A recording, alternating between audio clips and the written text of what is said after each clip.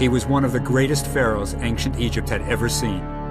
The greatest builder, the most fearless fighter, and the father of more than 100 children. New evidence now suggests that he was also the unnamed pharaoh of the biblical Exodus. He was Ramses the Great. Is this the pharaoh who went head-to-head with the God of Israel? Is this the only face from the Bible that we may ever see?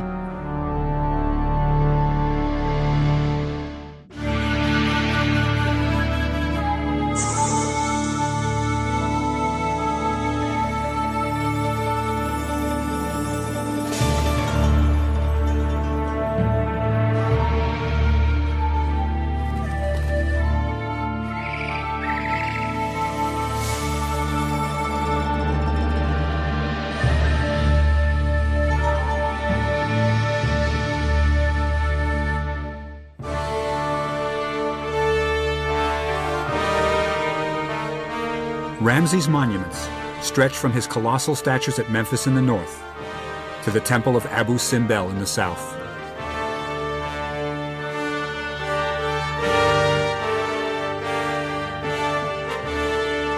In between, the Nile Valley is dotted with temples, palaces, and statues built by the pharaoh the world would know as Ramses the Great.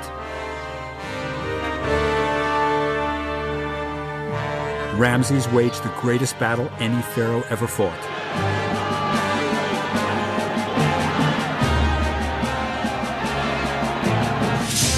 Outnumbered, in hostile territory, he fought his way out when those around him were ready to run. Ramses knew how to fight.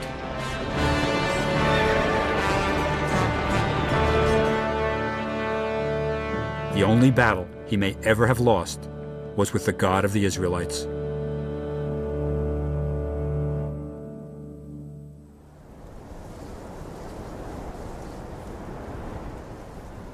If you want to understand Ramses, you have to go to Abydos, the most sacred place in all of Egypt. For thousands of years, pilgrims brought offerings here to gain favor with Osiris, the god of the dead. Today, all that remains of the offerings is the Hill of Pots, jars, now broken, carried by the pilgrims.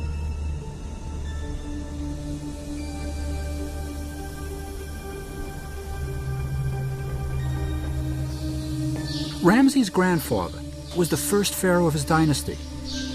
They were a military family, new to the royalty business. So when Ramses' father, Seti, wanted to show that they were part of the establishment, he built a temple on the sacred ground at Abydos. He assembled the finest craftsmen in the land to give the people this dazzling display that once again, Egypt was great. Seti wasn't just building a temple. He was making a political statement. You can expect great things from my reign.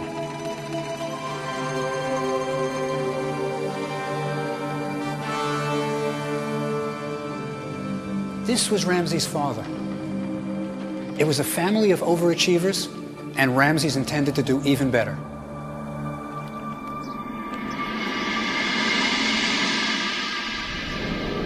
And he did.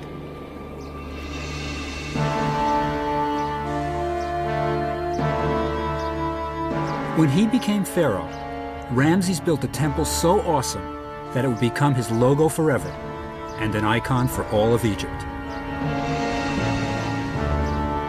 Ramses was only in his 20s when he began to build Abu Simbel.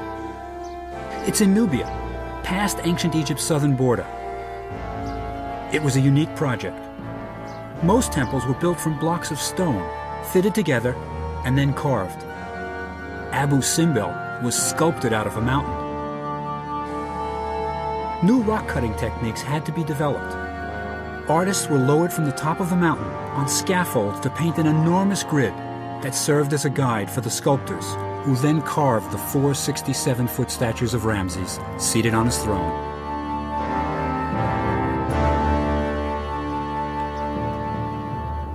But why build such an incredible monument in such a remote place?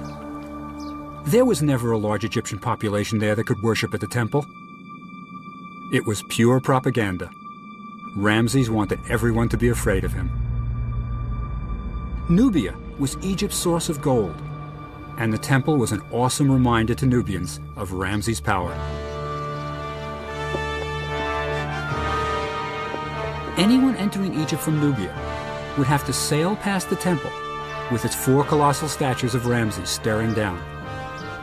But then, if a Nubian stopped to visit the temple, he was met right at the entrance with impressive carvings of bound captives, many of them Nubians.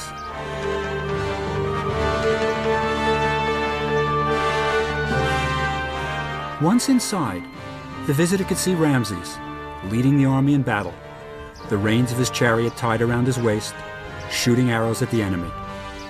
It was great drama, but it didn't end there. Back in the innermost part of the temple, the Holy of Holies, there are seated statues of the gods Amun-Re, Ptah, and Re-Harakhti. With them, exactly the same size, is Ramses the Great, a god among the gods. Quite an ego, huh? And Ramses didn't stop with just one temple at Abu Simbel. He built a second one for his beloved queen, Nefertari. They were married as teenagers, and he clearly adored her. Above the entrance to her temple, he had an inscription carved, calling her, "She for whom the sun doth shine." Nice, isn't it? In the 1920s, when America wanted to commemorate its great presidents, Ramses at Abu Simbel was the inspiration for Mount Rushmore in the Black Hills of South Dakota. Even with modern tools and engineering techniques, it took 20 years to complete the 4 colossal heads of the presidents. Just about as long as it did to finish Abu Simbel.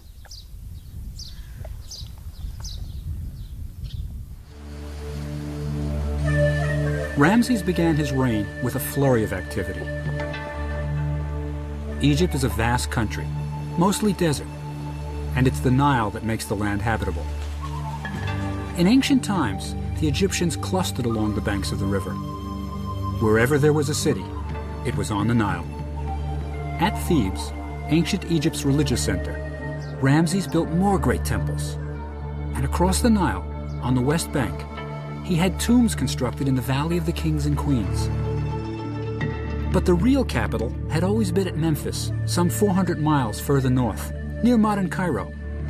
This is where the business of running the country took place. When Ramses came to power, he moved the capital to an area called the Delta, about 100 miles north of Memphis. Here, the Nile branches out into tributaries, and the entire land becomes lush and green. But Ramses didn't move the capital because of the climate. You see, he was a military man, and it was a military reason that led him to build his city named Ramesses in the north. It was the ideal place to launch military strikes, north to Syria and west to Libya, Egypt's traditional enemies.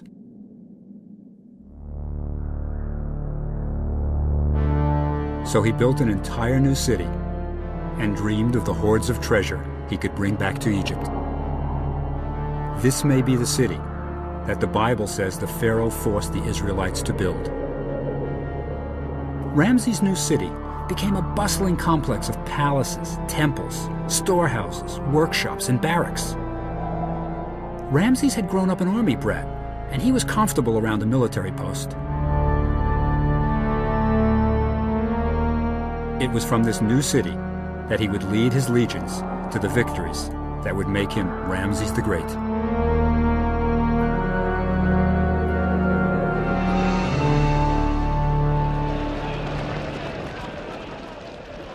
By the time he was 25, Ramses was the leader of the largest professional army the ancient world had ever seen. Pretty impressive, isn't it? The army was made up of infantry and charioteers. The infantry numbered more than 20,000. Their weapons were the battle axe, spear, and sickle sword. Because maneuverability was the name of the game in chariot warfare, chariots had to be light, so they broke easily, and only a few have survived.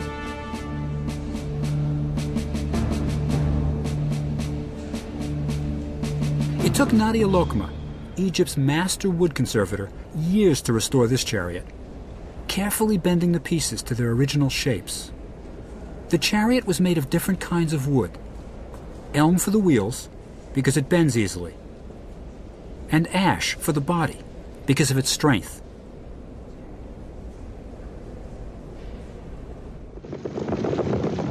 Each chariot was pulled by 2 horses and carried 2 men, a driver and an archer. The floor was made of woven leather thongs, covered with a leather flap. It acted as a shock absorber and provided a relatively stable platform from which the archer could shoot his arrows. It was like a sports car, a light body with a lot of engine.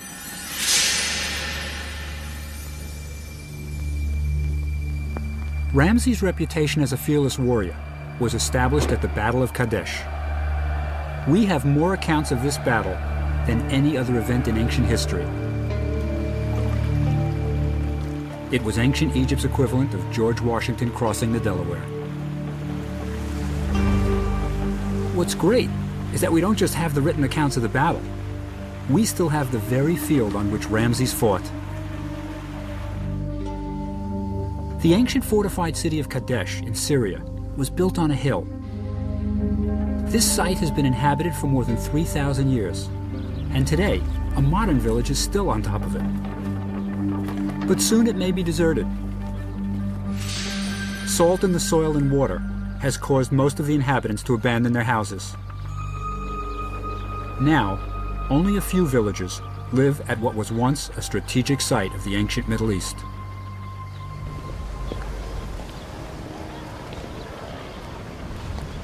You see, Kadesh was crucial for Ramses' plan to control the Middle East. But the city was controlled by Hittites, warriors from what is now modern Turkey. They were Egypt's #1 enemy, and Ramses intended to take Kadesh from them.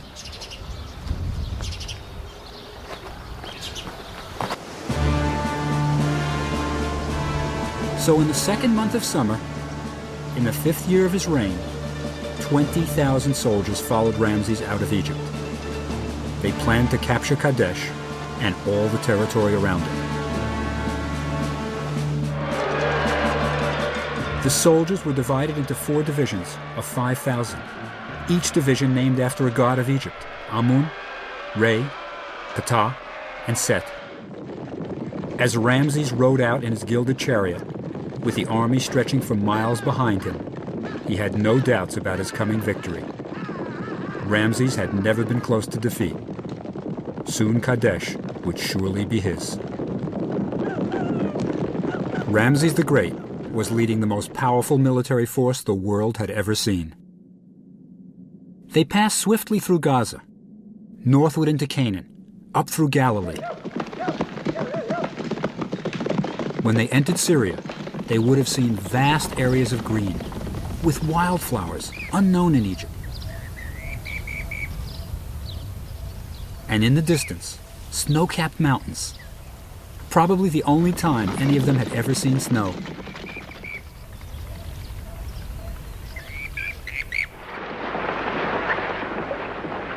Eager to reach his goal, Ramses rose early, put on his battle garments, and led the division of Amun towards Kadesh. Stretching miles behind were the other 3 divisions. As Ramses neared the Orontes River, 2 local tribesmen joined the entourage. They told Ramses that the Hittite king, Mutwalis, upon hearing that Ramses was approaching, had fled with his army 120 miles north to Aleppo.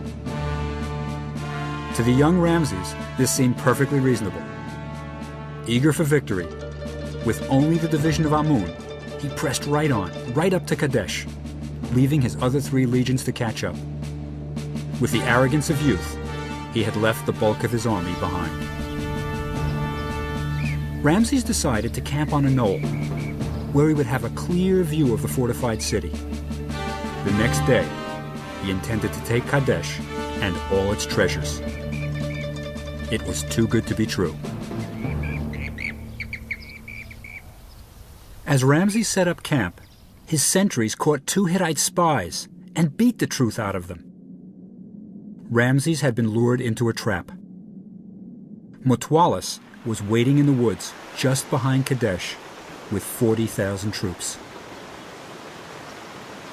As Ramses and his officers made emergency plans, the Hittites attacked.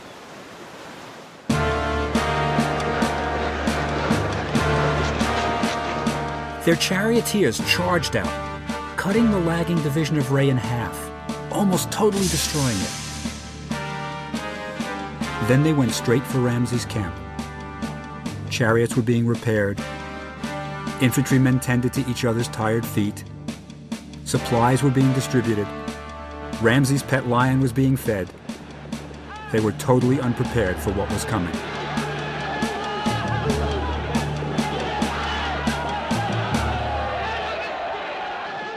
Breaking through the barrier of Egyptian shields that formed an enclosure around the camp, Hittite chariots surprised the tired troops. With the Egyptian army in a state of confusion, Ramses took control. He cried out, "Stand firm. Steady your hearts, my army, that you may behold my victory. I am alone, but Amun will be my protector. His hand is with me." As Ramses rallied those around him, he jumped into his chariot, said a prayer to Amun, and charged.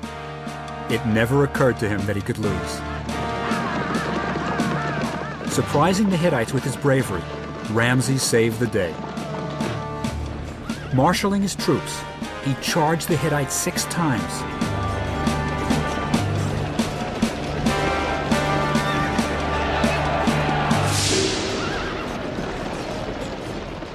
Finally, the Hittite chariots were forced to flee across the river.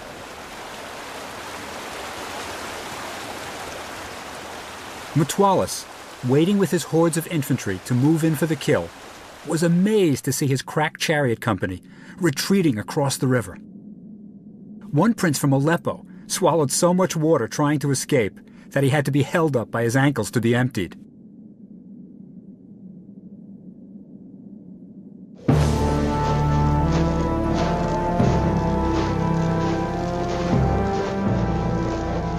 A defeat had turned into a victory. Now the right hands of the dead Hittites were cut off and piled up so Ramses' scribes could easily count the dead. It was only the end of round 1.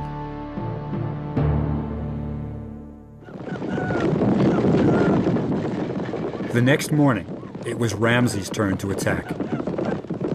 After several charges, it was clear. The Hittite troops were too well trained and too numerous to be defeated. It was a standoff, but the brave Ramses had achieved a great personal victory. Mutwalis offered Ramses a peace treaty. Both parties would accept the status quo and agree never to attack each other. But Ramses would have none of it. He merely agreed to a truce. He still had designs on Kadesh.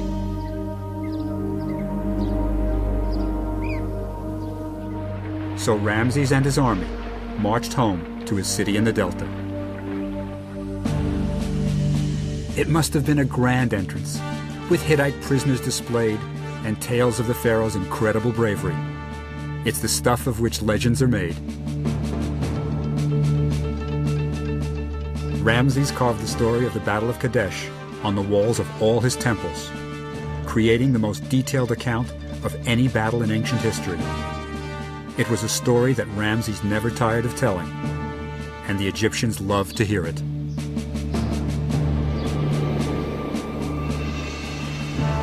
But soon, he would have a totally different kind of battle on his hands. A battle with the God of the Israelites.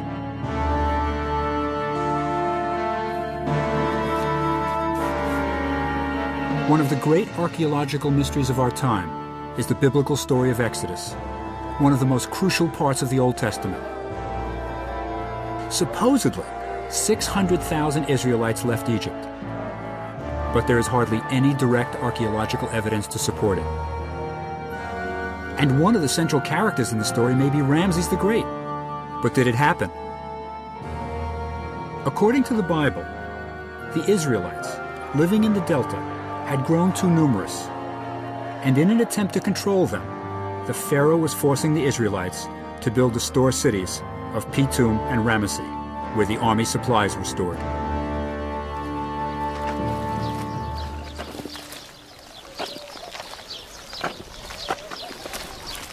When the Israelites asked for 3 days off to celebrate a religious festival, the Pharaoh not only refused, but said they would no longer be given straw to make their bricks.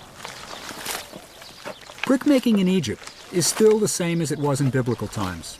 Straw is crucial. It gives the bricks strength and keeps them from shrinking when dried. The Pharaoh was making the Israelites meet their daily quota for bricks, but now they also had to gather and chop the straw themselves.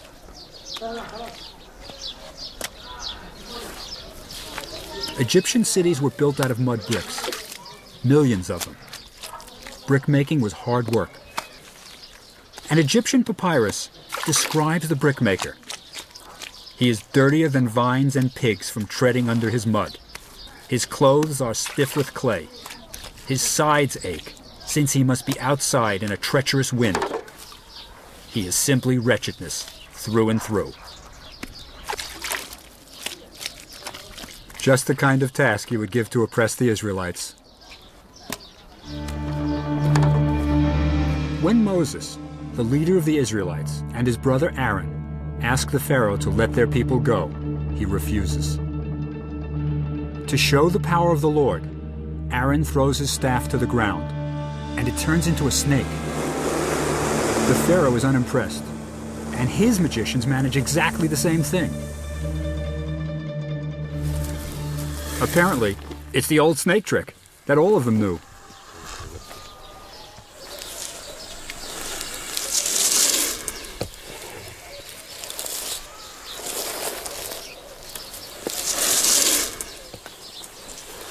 Today's Egyptian snake charmers still know how to do it.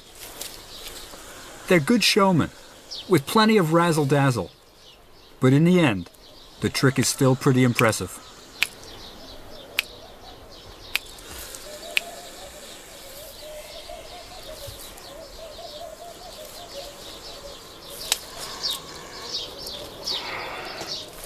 The snake charmer winds the snake around a staff, and the snake becomes immobile, and the head appears to be the top of the staff.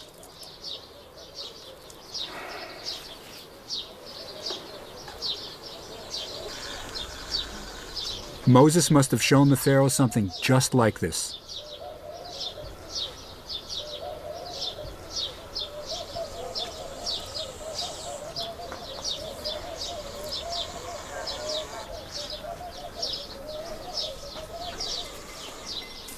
When the snake is returned to the ground, it reanimates and rears up.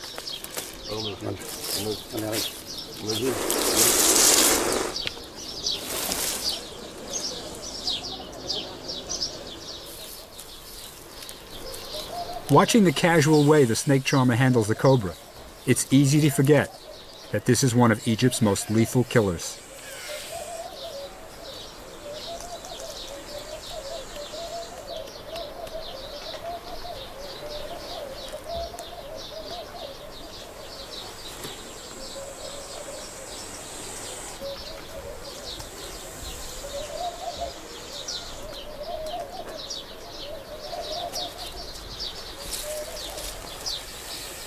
Modern Egyptian snake charmers perform a trick that must be a holdover from pharaonic times.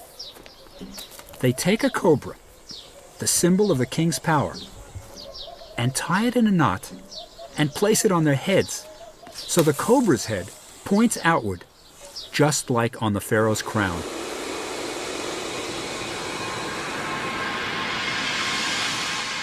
The final confrontation in the Exodus story is between Egypt's living God, the Pharaoh, and the God of the Israelites, who cast 10 plagues upon Egypt. Moses says, I will strike the water that is the Nile with the rod that is my hand, and it shall be turned to blood, and the fish on the Nile shall die, and the Nile shall become foul, and the Egyptians will loathe to drink the water from the Nile. Even when it happened, the Pharaoh was not frightened and refused to let the Israelites go. Remember, the Pharaoh's a god too. Besides, the Nile always turned red during the season of inundation, when the river swelled and brought rich red topsoil. The next plagues, frogs, lice, insects, locusts, boils, and hail, didn't frighten the Pharaoh either. They were too much like natural occurrences, so he still refused to let the Israelites go. Then the Lord said to Moses, Stretch out your hand towards heaven, that there may be darkness over the land of Egypt, a darkness to be felt. Sounds like a sandstorm to me. The Pharaoh had seen a lot of those and wasn't about to let his slaves go because of a natural occurrence. It's the 10th plague, however, that can't be explained as a quirk of nature. Then says the Lord, About midnight I will go forth in the midst of Egypt, and all the firstborn in the land of Egypt shall die. Heartbroken by the death of his firstborn son, the Pharaoh finally relents, and the Exodus begins. But even after all the plagues and the death of his eldest son, the Pharaoh refuses to give up. In one last move to avoid defeat, he quickly musters his chariots and pursues the Israelites. Now the miracle of the parting of the waters occurs, allowing the Israelites to escape.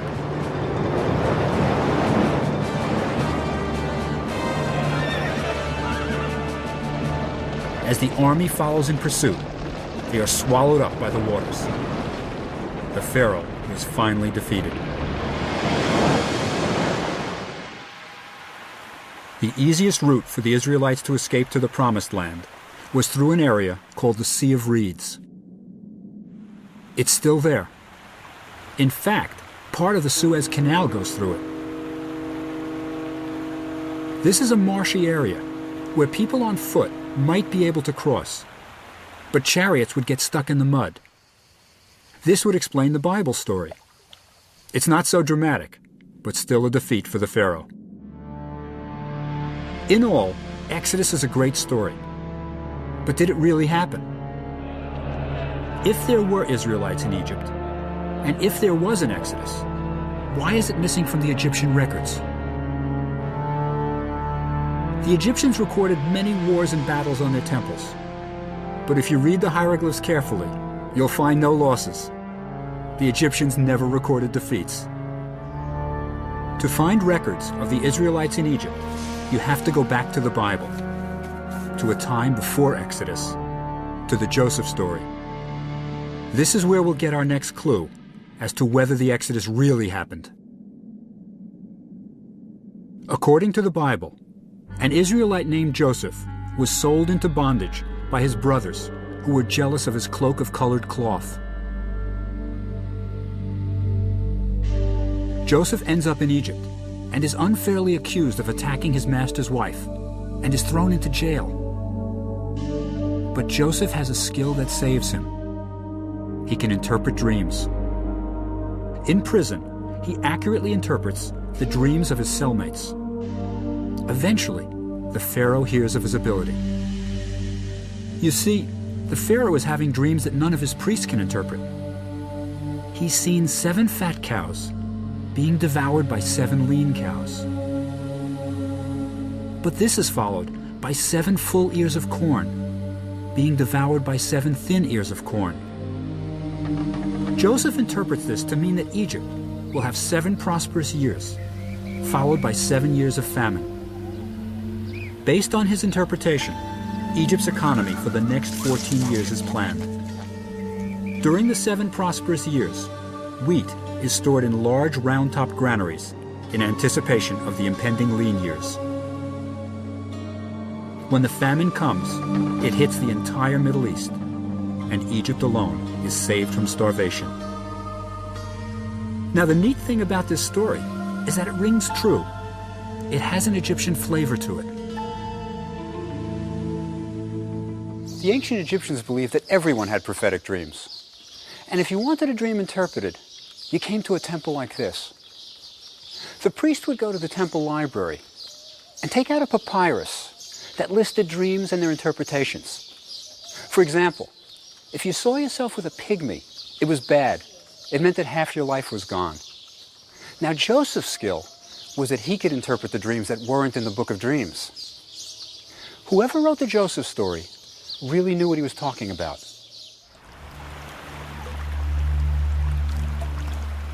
There's even a bit of evidence for the Joseph story on Sahel Island, near Egypt's southern border.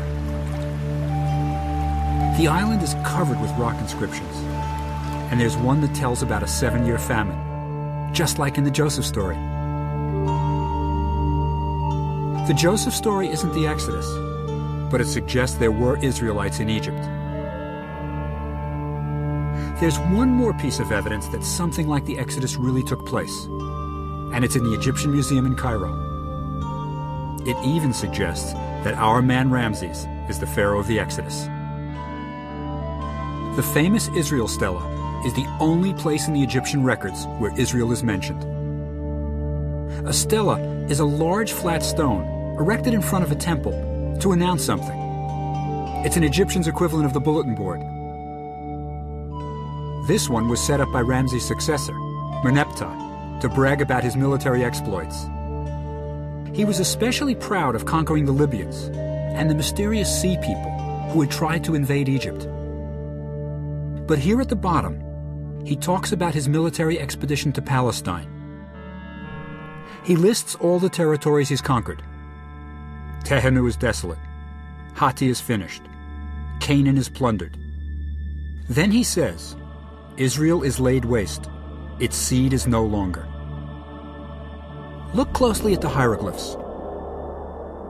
The conquered territories all end in the hieroglyph with 3 bumps. That's mountains. It's the sign for foreign country. But not Israel. It ends with a people hieroglyph, a man and a woman. That's because Israel isn't an established country yet. The Israelites were still a wandering band. Remember the Bible says the Israelites wandered in the wilderness for 40 years before they settled in the Promised Land?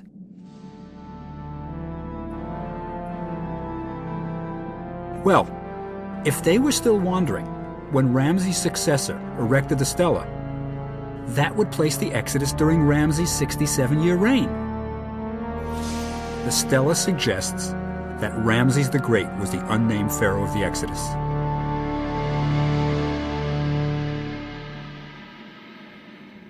There's one last clue that Ramses was the pharaoh of the Exodus, and it comes from one of his sons.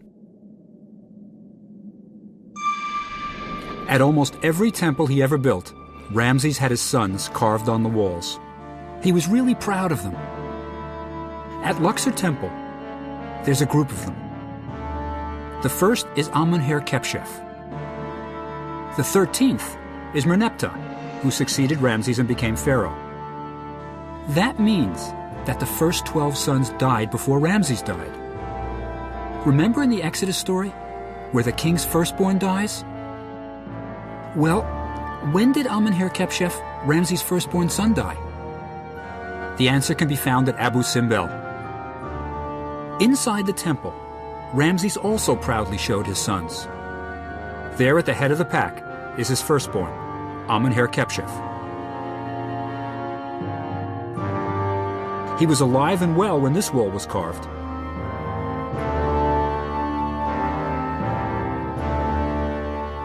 But a statue of him outside of Nefertari's temple has 2 tall hieroglyphs at the end of his name that mean deceased. So Ramses' firstborn was already dead when Abu Simbel was completed, just after the Exodus. And we may even know where he was buried.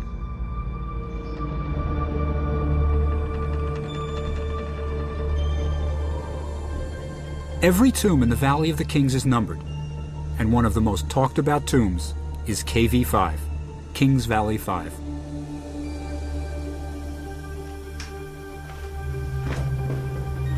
Ramses built the tomb for his sons who had died before him, just across from his own tomb. so they would be with him for eternity. This is no ordinary tomb. When Egyptologist Dr. Kent Weeks began excavating, it became clear that this was the largest tomb ever built in Egypt.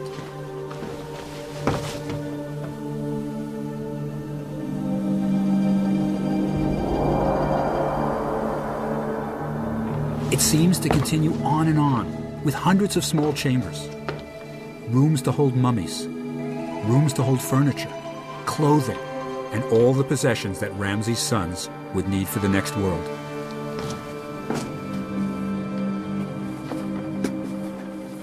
When the investigators began clearing the tomb, they found mummy bandages and bones and jars that once held the internal organs that were mummified. They also found inscriptions with the names of the sons of Ramses.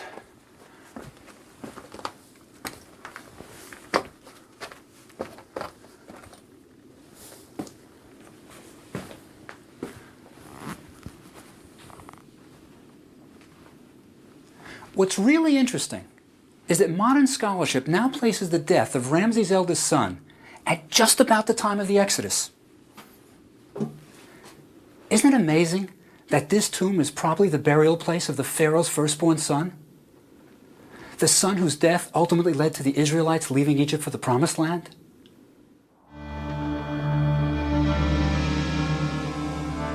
All the evidence suggests that Ramses the Great was the Pharaoh of the Exodus.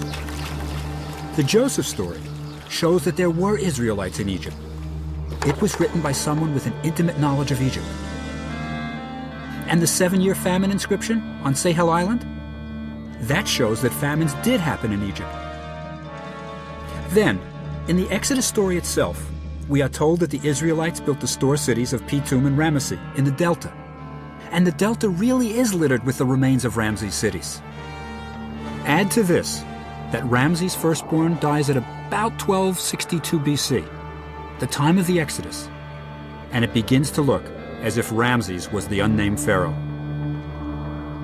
The Exodus didn't happen exactly as written in the Bible, but it seems as if something happened, and Ramses was right in the middle of it. That's why, when we look on the face of Ramses the Great, we are probably looking at a character right out of the Bible.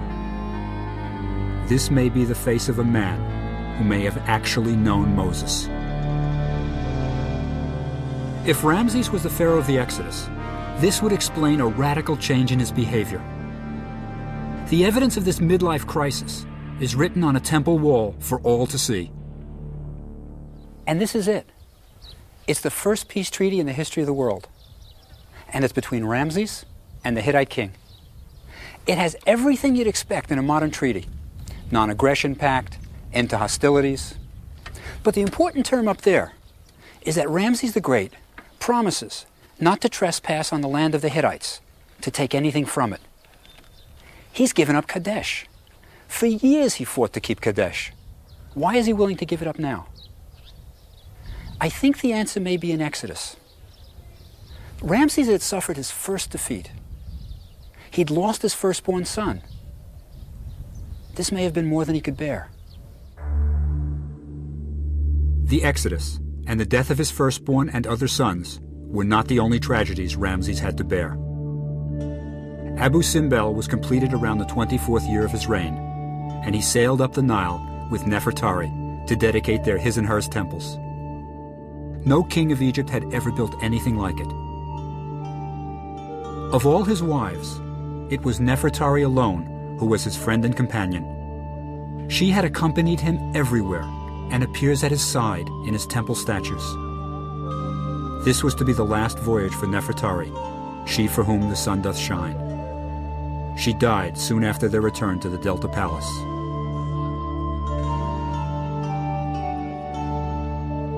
The Valley of the Queens was called the Place of Beauty, and there, Ramses built the most beautiful tomb in all of Egypt for Nefertari. His beloved queen is slender and elegant, ready to enter the next world. There she would take her rightful place with the gods.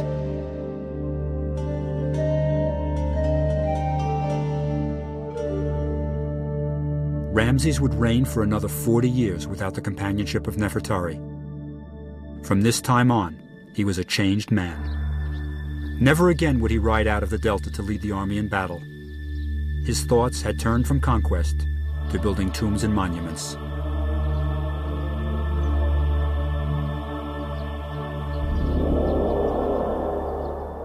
With such a large family, hardly a year passed when Ramses didn't bury a son, a daughter, or a wife.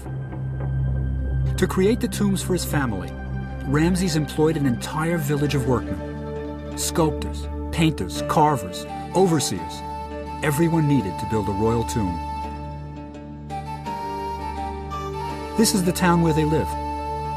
It's the equivalent of a modern apartment house. 70 families lived here, right next to one another. Everybody knew everyone else's business. As a matter of fact, we know more about what went on in this village than we do about any other ancient city in Egypt. We still have the notes they wrote to each other on broken bits of pottery they used as scrap paper. This is Main Street. It's practically the only street. This was the house of Kaha. He was a big shot. He was overseer of the workmen. Come on in. This is the parlor. And over here, we've got his kitchen.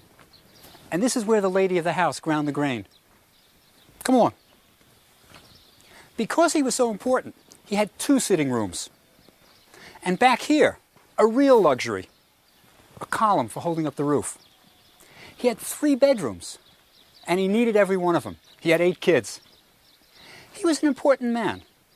He was in charge of one of the gangs that worked on Ramses' tomb. There were 2 gangs that worked simultaneously, a left-hand gang and a right-hand gang.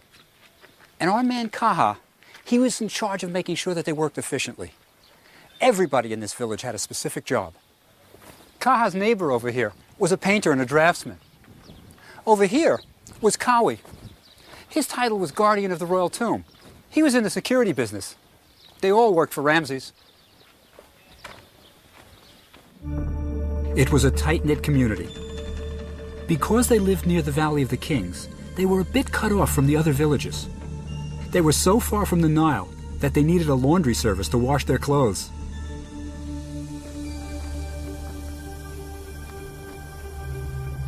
And they bartered their skills. I'll carve your coffin if you'll paint my tomb. That kind of thing.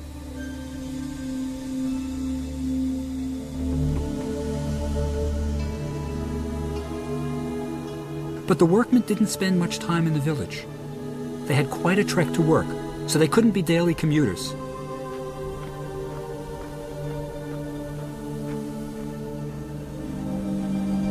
You can still walk the path they took to work. Imagine them, walking in small groups of 3 or 4, carrying their tools, talking. It was a beautiful walk, and as they reached the top, they could see the whole of the Nile Valley below them. Beneath them, they could see Ramses' mortuary temple being built.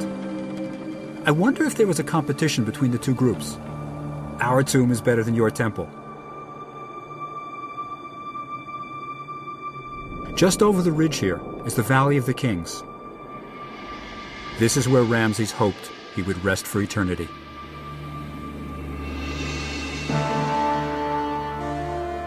After 67 years of an extraordinary reign, Ramses the Great died in his palace in the Delta. His body was taken to the embalmer's workshop, the same workshop that had mummified his beloved Nefertari, Amenhotep, his firstborn son, and so many of his sons and daughters. For 70 days, it remained there.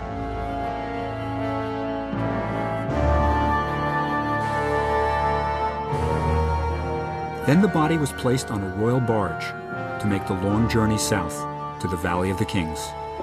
For 3 weeks, the ship bearing Ramses' body sailed upstream. The people of Egypt lined the shores to pay their last respects to the pharaoh who had ruled so well for nearly 3/4 of a century. As Ramses' mummy sailed southward, women of the towns threw sand on their heads and tore their clothing in the traditional sign of mourning. When the ship reached Thebes, it was met by the high priests of Amun on the east bank of the Nile. There, his mummy was placed on a ceremonial boat for its last journey across the Nile to the west, the realm of the dead. When the body reached the West Bank, it was transported on a sled to Ramses' funerary temple. There, priests recited the ancient prayers. Ramses was now ready to join the gods. Work on Ramses' tomb had begun 67 years ago.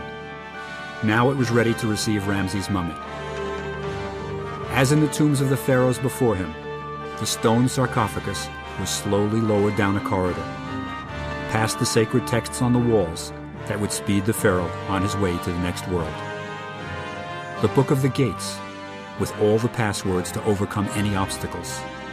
And most important, the Book of the Dead, to assure resurrection in the next world.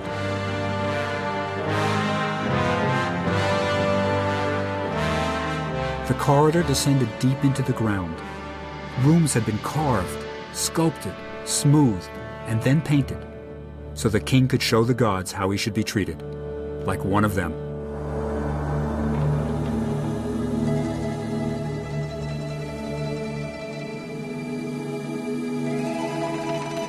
Ramses' actual tomb has been the victim of both tomb robbers and severe flooding from the occasional downpour in the Valley of the Kings. But it's still worthy of Ramses the Great.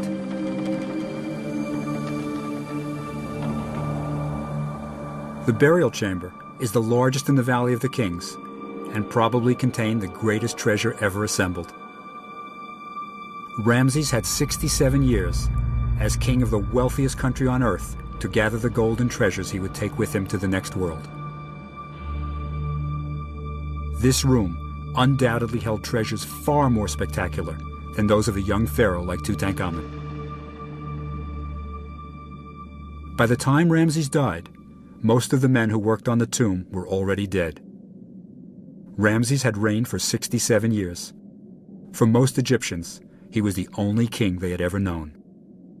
When Ramses finally ascended to the gods, Egypt wept.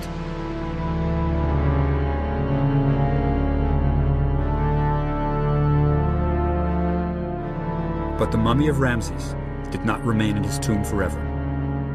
Discovered by archaeologists in the last century, it was taken to Cairo. But this was not Ramses' final journey. In the 1970s, Egyptian curators discovered that the pharaohs in the Cairo Museum's mummy room were dying a second death. The humidity in the museum had allowed bacteria and fungi to attack the mummies for nearly a century. The mummy of Ramses the Great was sent to Paris to be studied and treated by a team of scientists. When Ramses arrived at the French airport, he received a full military reception, as befitted a visiting head of state. Ramses' mummy was examined by a team of scientists at the Museum of Man in Paris. The X-ray of Ramses' skull shows teeth that are badly worn, decayed. There's a hole in the jaw caused by dental infection. An abscess around his teeth was serious enough to cause death by infection, a condition that Egyptian physicians had no way of treating. We can't be sure that this is what caused Ramses' death, but it's a good bet that the great man's last days were spent in agony.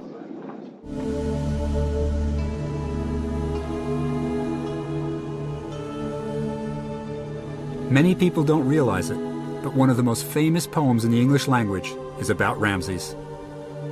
Percy Shelley's Ozymandias describes a fallen statue of Ramses that once looked down on the funeral procession that brought the pharaoh's mummy to the mortuary temple.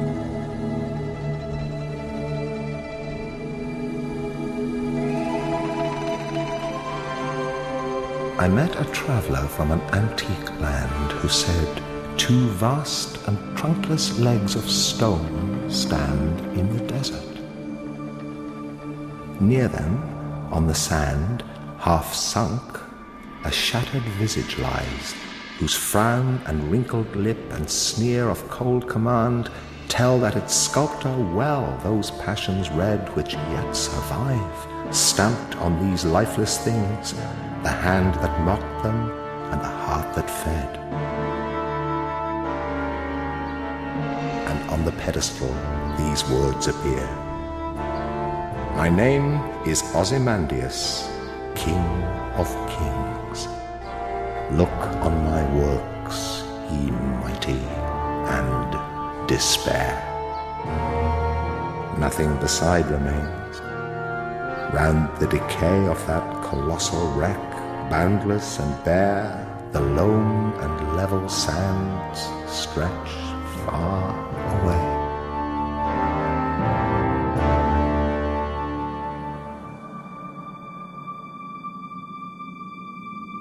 Ramses died in pain, a crippled old man nearing 90. But the ancient Egyptians believed that in the next world you would be restored and young again. I like to think of Ramses somewhere in the west, riding out from the Delta Palace in his chariot, the army stretching for miles behind, setting off for new conquests. And when he returns, his beloved Nefertari is waiting to meet him with a couple of dozen of his kids. And as they gather round him, Ramses tells them of his victories and adventures. There were 11 kings of Egypt named Ramses, but there was only one, Ramses the Great.